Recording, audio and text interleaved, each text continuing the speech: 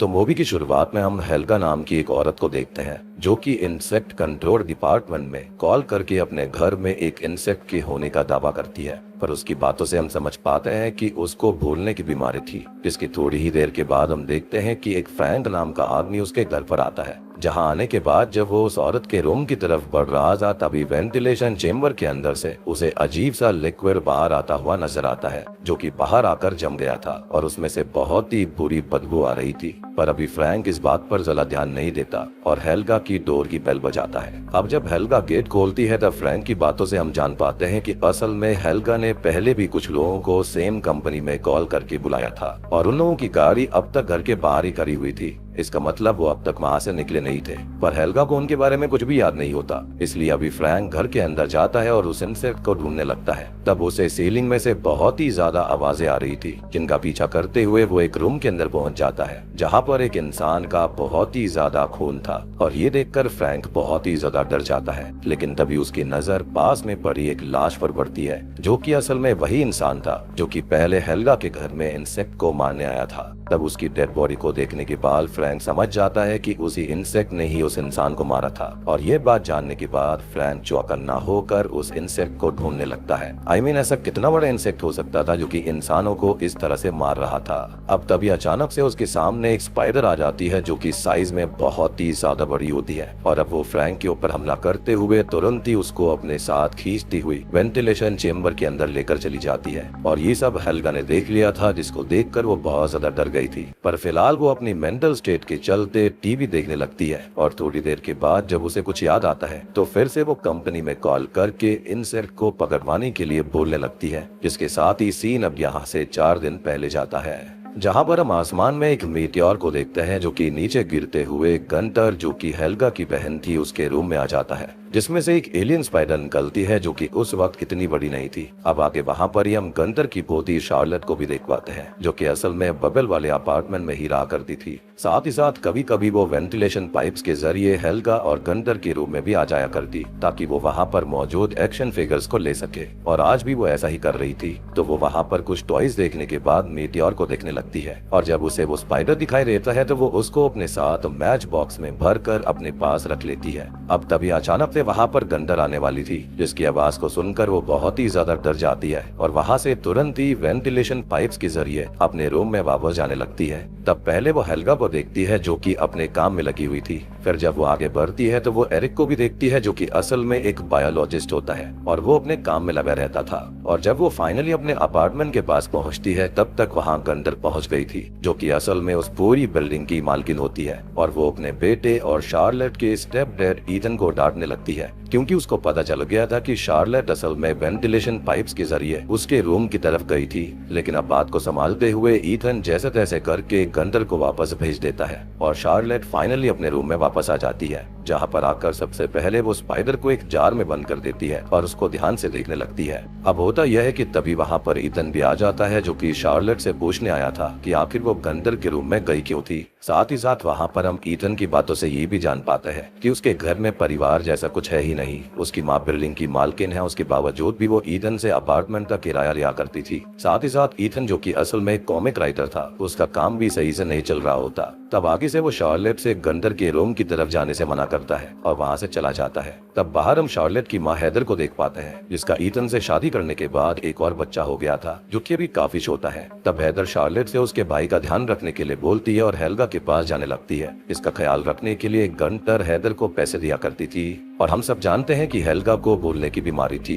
खैर शार्लेट थोड़ी देर तो अपने भाई के पास रहती है पर बाद में वो वापस से अपने रूम में चली जाती है जहाँ पर उसने उस स्पाइडर को रखा हुआ था। तभी उस स्पाइडर के पास अचानक से एक कॉकरोच आने लगता है जिसे शार्लेट तुरंत ही मार डालती है। वो कॉकरोच को फेंकने ही वाली थी कि तभी अचानक से स्पाइडर एक अजीब सी आवाज निकालने लगती है और ये देखकर शार्लेट को ऐसा लगता है जैसे कि स्पाइडर उससे खाना मांग रही हो। तो वो उस कॉकरोच को उसी जार में डाल देती है जिसके अंदर उसने स्पाइडर को रखा हुआ था और तभी वो स्पाइडर शॉकिंगली एक ही बार में पूरे कॉकरोच को खा जाती है। इसको देखकर शार्लेट बहुत ही ज्यादा शॉक्ड हो गई थी क्योंकि कॉकरोच स्पाइडर के साइज से भी बड़ा था पर फिर भी स्पाइडर ने एक बार में उसको खा लिया। वहीं पर हम ईथन को भी देख पाते हैं जो कि मारिया नाम की एक औरत की यहाँ पर उसका ड्रेनेज पाइप सही करने गया था, जो कि उसकी ही अपार्टमेंट में रहा करती थी। और अब काम खत्म करने के बाद ईथन नीचे आकर गार्बेज मशीन के पास जाता है जिसका गेट सही से काम नहीं कर रहा होता, जिसको देखकर पहले ईथन उसको सही करता है और वापस से अपने घर जाने लगता है। अब वहीं शार्लेट ऊपर और भी ज्यादा कॉकरोचेस को मारकर उस स्पाइडर को खिलाती है और उस स्पाइडर का पेट अब तक भी नहीं भरा था, वो बस लगातार खाती जा रही थी। ये देखकर शार्लेट अभी बाहर चली जाती है जहाँ पर ईथन अब अपनी कॉमिक लिख रहा होता है। अब शार्लेट भी आकर उसकी हेल्प किया करती थी ताकि ईथन अपने कैरेक्टर्स को और भी ज्यादा अट्रैक्टिव बना पाए, क्योंकि उसको एक्शन फिगर्स वगैरह का काफी शौक था।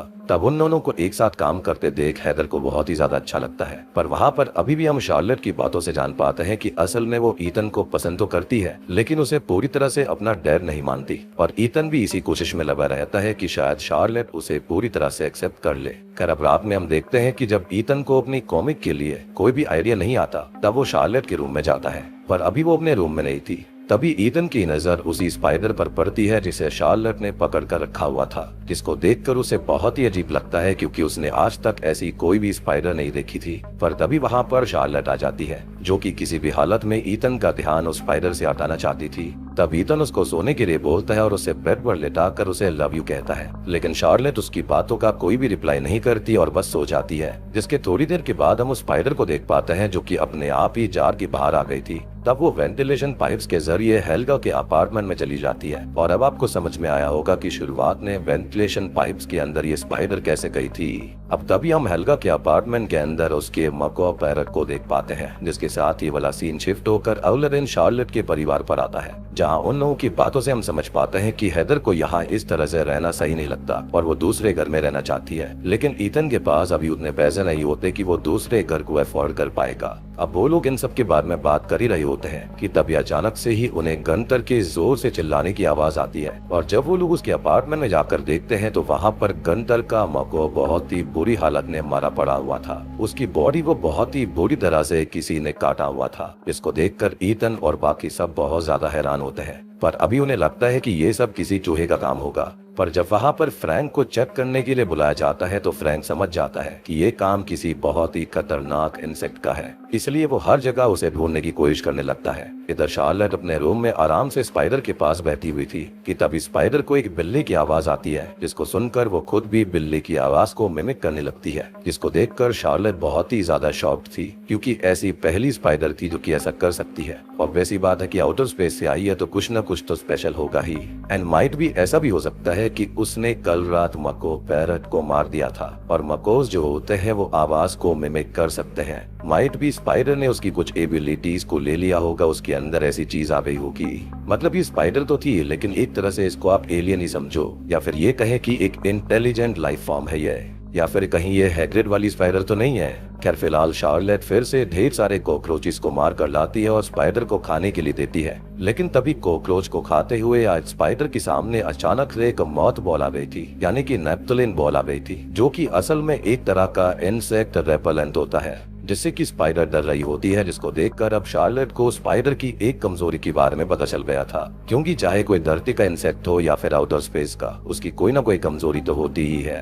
अब वहीं दूसरी तरफ फ्रैंक को अब तक वो इंसेक्ट नहीं मिला था, इसलिए वो बस पूरी बिल्डिंग के अंदर इंसेक्टिसाइड्स को छिड़कने लगता है। पर जब वो शार्लेट के रूम में जाता है तो वहाँ पर शार्लेट उसे इंसेक्टिसाइड छिड़कने से मना करती है क्योंकि स्पाइडर को उससे प्रॉब्लम हो सकती थी। अब जब फ्रैंक की नजर उस स्पाइडर के ऊपर पड़ती है तो वो शार्लेट को समझाने की कोशिश करता है कि वो स्पाइडर खतरनाक है, लेकिन शार्लेट उसकी बात पर यकीन नहीं करती और मजबूरन वहाँ से फ्रैंक को वापस जाना पड़ता है। खैर अब बिल्डिंग से बाहर जाते हुए गंटर ने फ्रैंक को उसके काम के कम पैसे दिए थे क्योंकि उसे इंसेक्ट नहीं मिला, जिसको देखकर फ्रैंक को काफी बुरा लगता है, लेकिन ईथन उसको समझा बुझाकर वहाँ से भेज देता है। अब आज रात हम ये देखते हैं कि स्पाइडर वापस से जार से बाहर आ गई थी। तब वो वेंटिलेशन पाइप्स के जरिए मारिया के घर में चली जाती है, जहाँ पर मारिया एक्सीडेंट में मारे गए अपने सभी परिवार वालों को याद कर रही होती है। साथ ही साथ उसका डॉग भी वहाँ पर मौजूद था। तब वो स्पाइडर मारिया को काट लेती है और बाद में उसके मुंह के रास्ते उसके पेट में घुसकर उसे भी बुरी तरह से जान से मार डालती है। और अगले दिन हम वापस से शार्लेट के परिवार को डाइनिंग टेबल पर देखते हैं, जहाँ पर जब वो ब्रेकफास्ट कर रहे होते हैं तब शार्लेट अचानक से उनसे एरिक के पास जाने के लिए पूछती है। एरिक वैसे तो अच्छा था, लेकिन उसके बायोलॉजिस्ट होने के कारण लोग उसको मेंटली अनस्टेबल ही मानते थे। पर अभी ईथन उसे वहां जाने की परमिशन देता है। तब शार्लेट अपने स्पाइडर को लेकर एरिक के पास जाती है, क्योंकि आज स्पाइडर का साइज पिछले दिन से अचानक से बढ़ गया था, जो कि नॉर्मली होना इम्पॉसिबल है। अब जब एरिक शार्लेट की स्पाइडर को देखता है तो वो उसको देखकर बताता है कि स्पाइडर का साइज अब हर घंटे बढ़ता रहेगा, इसलिए वो उस पर कुछ रिसर्च करना चाहता है। तब शार्लेट भी इस पर मान जाती है और एरिक के पास ही अपने स्पाइडर को छोड़कर निकल जाती है, ताकि बाद में एरिक से उसको स्पाइडर के बारे में पूरी तरह से इंफॉर्मेशन मिल पाएगी।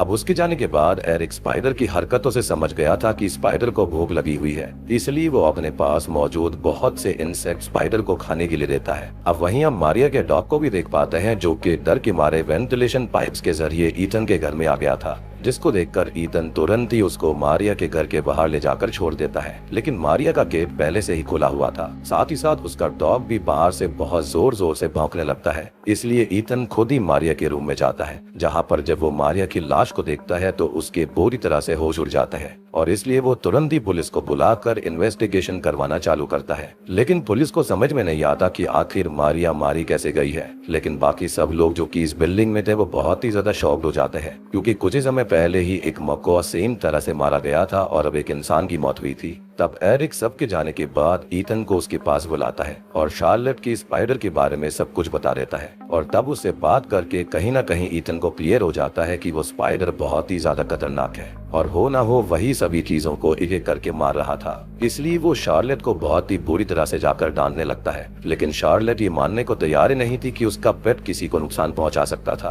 क्योंकि अभी तक उसने शार्लेट को कुछ नहीं किया था, जिसके चलते वो ईथन को ये तक बोल देती है कि वो उसका पिता नहीं है और इसलिए वो उसके साथ ऐसा बर्ताव ना करे, जिसको सुनकर ईथन को बहुत ही ज्यादा गुस्सा आ गया था। और तब वो गुस्से में शार्लेट को बता देता है कि उसके असली पिता यहाँ पास में ही रहते हैं, जिसने हेदर को धोखा दिया था ताकि उसे शार्लेट को अपने साथ रखना ना पड़े। और उसके बाद ईथन ने उसके रियल फादर बनने की बहुत कोशिश करी, लेकिन ये बात सुनकर शार्लेट को और ज्यादा गुस्सा आ जाता है और वो अपने रूम में जाकर रोने लगती है। ऑब्वियस ही बात है, बच्चों को ये सारी बातें कहाँ समझ में आती हैं। खैर वहीं एरिक के रूम में वो स्पाइडर बाहर निकलकर सभी जानवरों को मार डालता है, साथ ही साथ उसका साइज भी अब तक बहुत ही ज्यादा बड़ा हो गया था। अब इधर ये स्पाइडर जो होती है वो कोहराम मचा रही थी और दर हलीवा के रूम में हेदर उसका सारा काम करने के बाद वापस से ईथन और शार्लेट के बारे में सोचने लगती है। वहीं ईथन का भी मूड बहुत ही ज्यादा खराब था और तभी वहाँ गंदर आकर उसके ऊपर बहुत ही ज्यादा चिल्लाने लगती है, क्योंकि उसकी लापरवाही के चलते ही मारिया की मौत हो गई। तब ईथन भी वहाँ से गुस्से में अपने रूम में चला जाता है और गंदर अपने रूम में जाकर अपनी बिल्ली को ढूंढने लगती है, मगर तब उसको अपनी बिल्ली की आवाज वेंटिलेशन पाइप से आ रही थी, इसलिए वो उसके अंदर घुसकर बिल्ली को निकालने की कोशिश करने लगती है। और अब जानते हैं कि बिल्ली के ऊपर स्पाइडर की नजर पड़ चुकी थी, मगर अचानक से हम देखते हैं कि वो स्पाइडर वहां पर आ जाती है और गंदर के ऊपर हमला करके उसे बहुत ही बुरी तरह से घायल करती हुए अपने साथ वेंटिलेशन पाइप्स में लेकर चली जाती है। इधर ईथन भी बहुत ही ज्यादा गुस्से में था और तब वो गुस्से में अपने घर के टीवी को भी तोड़ देता है, जिसको देखकर हेदर को भी गुस्सा आ गया था, जिससे उन दोनों के बीच में बहस होने लगती है, लड़ाई होने लगती है। और तब शार्लेट समझदारी दिखाते हुए अपने छोटे भाई को उठाकर अपने रूम में चली जाती है और हेडफोन्स लगा लेती है ताकि उसे बाहर की आवाज ना आए। और जब ईथन और हेदर लड़ रहे थे तभी वहाँ पर वही स्पाइडर भी पहुंच जाती है, जो कि अब ईथन और हेदर को भी मारना चाहती थी, और तब वो उन दोनों को भी सेम तरीके से बहुत ही ज्यादा घायल कर देती है और अपने साथ खींचकर वेंटिलेशन पाइप्स में लेकर चली जाती है। मगर शार्लेट को इन सब के बारे में कुछ भी खबर नहीं होती, क्योंकि उसने हेडफोन्स लगाए हुए थे। पर थोड़ी देर के बाद जब वो बाहर आ जाती है तो उसे बाहर बहुत सारा खून दिखता है, जिससे अब शार्लेट के सामने भी स्पाइडर की सच्चाई आ गई थी, क्योंकि स्पाइडर वहाँ पर मौजूद नहीं थी और खून पड़ा हुआ था। उसके माँ बाप भी वहाँ पर नहीं थे और वो भी अब तक समझ गई थी कि जो कुछ भी इस बिल्डिंग में अब तक हो रहा था वो सब यही स्पाइडर कर रही है। इसलिए वो तुरंत ही अपने रूम में वापस जाती है और कुछ सोचने लगती है, और तब स्पाइडर उसके सामने आकर ही उसके भाई को भी अपने साथ लेकर चली जाती है, जिसको देखकर शार्लेट बहुत डर गई थी। पर उसे अचानक से याद आता है कि स्पाइडर नेप्थलिन बॉल से डरती है, इसलिए वो तुरंत ही नेप्थलिन बॉल्स का पाउडर बनाकर उसे पानी में मिला देती है और अपने वाटर गन में भर लेती है। अब वो एरिक के रूम में जाती है ताकि वो भी स्पाइडर को हराने में उसकी हेल्प कर पाए, लेकिन तब तक एरिक को भी स्पाइडर ने मार डाला था। इसको देखकर शार्लेट जल्दी से हेल्गा के रूम में जाती है, जहाँ पर हेल्गा एकदम से सही थी। उसको असल में भूलने की बीमारी थी, और आप अगर ये सोच रहे हो कि उसको स्पाइडर ने क्यों नहीं मारा, क्योंकि उसका तो उससे कोई रिश्ता भी नहीं था, ना ही उसने उसे कॉकरोच खाने को दिए थे, तो असल में वो कीड़ों को अपने से दूर रखने के लिए हमेशा अपनी जेब के अंदर मॉथ बॉल यानी कि नेप्थलिन बॉल्स को रखा करती थी, इसलिए अब तक स्पाइडर ने उसको कुछ भी नहीं करा था। वो उसके लिए डेंजरस थी, जिसको देखकर शार्लेट उसे इंसेक्ट मारने वाली कंपनी का नंबर देती है और बोलती है कि आप जल्दी से मदद बुलाते रहिए। इतना बोलकर शार्लेट खुद वेंटिलेशन पाइप्स के अंदर जाने लगती है ताकि वो अपने परिवार को बचा पाए। तभी उसे ईथन के चिल्लाने की आवाज आती है, जो कि अभी गार्बेज एरिया में ही था। तब शार्लेट उसकी मदद करते हुए उसके ऊपर नेप्थलीन बॉल वाला पानी डाल देती है, जिससे स्पाइडर को जो वेब होता है वो पिघल जाता है और ईथन आजाद हो गया था। लेकिन अब तक स्पाइडर को सब कुछ पता चल जाता है, इसलिए वो तुरंत ही वहाँ पर शार्लेट के ऊपर हमला करती है और शार्लेट मॉथ वाटर से उसे वहाँ से भगा देती है। यानी कि देख रहे हो कितनी खतरनाक लाइफ फॉर्म है ये। जिसने उसे खाना खिलाया उसको ही मारने लग गई थी। खैर वहीं अब तक हेल्गा ने भी फ्रैंक को घर पर बुला लिया था और ये ठीक वही सीन था जहां से मूवी की शुरुआत हुई थी, यानी कि ये चौथा दिन होता है। खैर तब स्पाइडर फ्रैंक को अपने साथ पकड़ कर ले जाने लगती है, लेकिन फ्रैंक के पास एक नेल गन थी, जिसकी हेल्प से वो तुरंत ही स्पाइडर के ऊपर हमला कर देता है और उसे कुछ देर के लिए वहां से भगा भी देता है। पर तभी उस जगह पर ढेर सारा पानी लीक होने लग गया था, जिससे उन पर लगे हुए मौत बॉल का असर खत्म होने लगा था और अब स्पाइडर उसी चीज का फायदा उठाते हुए फ्रैंक को खींचकर अपने साथ ले जाती है। पर अब शार्लेट और ईथन किसी तरह से अपने परिवार को बचाना चाहते थे और इसलिए वो उसी जगह पर जाते हैं जहां पर स्पाइडर ने ईथन को रखा हुआ था। तब वहां आसपास ढूंढने पर अब गैराज कंटेनर के अंदर ईथन को हेदर और उसका बेटा भी मिल जाता है, जिसको देखकर वो तुरंत ही उन दोनों को फ्री करवाता है और चारों परिवार वाले एक दूसरे को गले लगा लेते हैं, यानी कि सबने एक दूसरे को एक्सेप्ट कर लिया था। लेकिन तब तक स्पाइडर वहां पर भी आने लगी थी। तब ईथन तुरंत ही गार्बेज कंटेनर के गेट को बंद करने की कोशिश करने लगता है, पर उसका बटन दबाने से कुछ भी नहीं हो रहा था, क्योंकि गेट से रिमोट की वायर नहीं जुड़ी हुई थी, जिसको देखकर ईथन जल्दी से एक हाथ से उस वायर को जोड़ता है। पर इसी बीच गीली होने की वजह से उसको करंट लग गया था, जिससे वो बेहोश हो जाता है। लेकिन अब क्योंकि गेट सही हो गया था, इसलिए शार्लेट तुरंत ही रिमोट को दबाती है, जिससे जब गेट बंद होता है तब स्पाइडर भी गेट के नीचे आ जाती है और दो टुकड़े होने की वजह से उसकी मौत हो जाती है। तब हेदर भी ईथन को उठाने की कोशिश करती है और वो उठ भी जाता है। तब सभी चैन की सांस लेते हैं और शार्लेट भी पहली बार ईथन को फादर बोलकर बुलाती है, क्योंकि ईथन ने अपनी जान पर खेलकर शार्लेट की जान बचाई और उसके बाकी परिवार को भी बचाया। तब ईथन यहाँ पर शार्लेट को हक कर लेता है और रोने लगता है कि फाइनली उसे एक्सेप्टेंस मिल गई। इसके बाद वो लोग उस कंटेनर से बाहर निकल जाते हैं। पर मूवी की पोस्ट क्रेडिट सीन में हम उसी स्पाइडर के ढेर सारे अंडों को देख पाते हैं, जो कि अचानक से फूटते हैं और उनमें से वैसी ही स्पाइडर बाहर आती है। और तब जाकर हम समझ पाते हैं कि असल में ये स्पाइडर क्यों सबको पकड़ पकड़ कर रख रही थी। वो बस अपने बच्चों के लिए सबको पकड़ कर फूड स्टोरेज बनाने का काम कर रही थी और इसलिए उसने अपने पेट भरने के बाद किसी को नहीं मारा था, क्योंकि यहाँ पर वो जन्म देने के लिए शक्ति जुटा रही थी। और आपको एक बात और समझ में आ गई होगी कि स्पाइडर कहीं ना कहीं समझ गई थी कि सबको उसके बारे में पता चल चुका है और खुद के सर्वाइवल के लिए, खुद की नस्ल के सर्वाइवल के लिए उसे अब अंडे देने ही पड़ेंगे, जिसके चलते उसने ऐसा कर दिया। और ये बात किसी को पता भी नहीं थी कि उसने अंडे दिए हैं। और मेरे ख्याल से यहाँ पर जो कोहराम था वो रुका नहीं था,